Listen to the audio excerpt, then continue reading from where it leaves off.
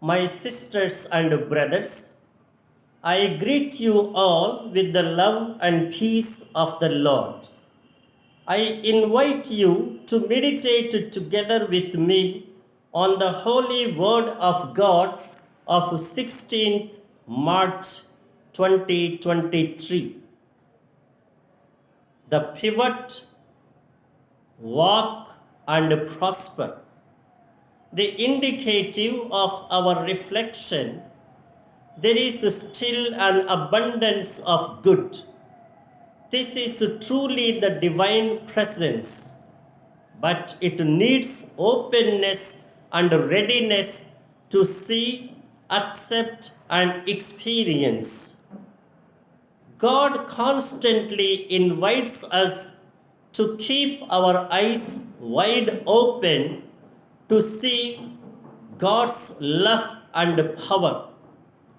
We need to listen to His voice. We must pay heed, obey, and walk in His ways.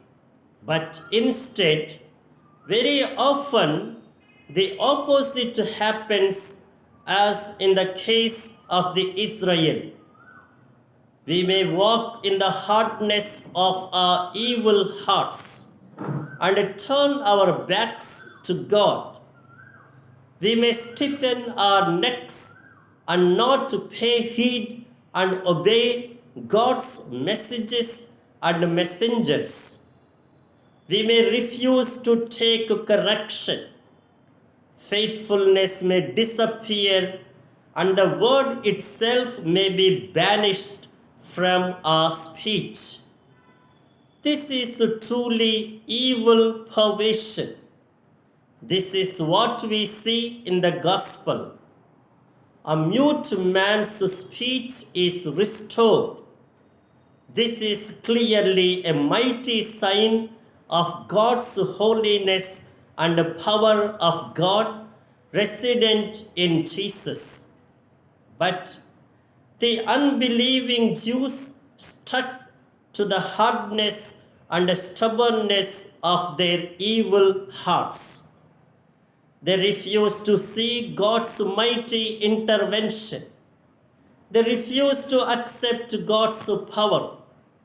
As said in the first reading, the word of God, which is truth, was banished from their speech. They allege him of a secret pact, a coalition with Satan. They attribute his divine power to Beelzebul, the prince of demons. They did not have even a single word of appreciation for Jesus. Instead, they would only speak evil against him. They not only take away the credit of God's work, but also want to push Jesus into defense. In fact, these are the real mute people. The mute man got healed by Jesus, but it is these that need healing. Their tongues need to be released. Their speech needs to be rectified and restored. These are the people who are not with the Lord but against him. And now the imperative for our life: if we listen and obey him, we will belong totally to him, as God himself assures. Then I will be your God and you shall be my people.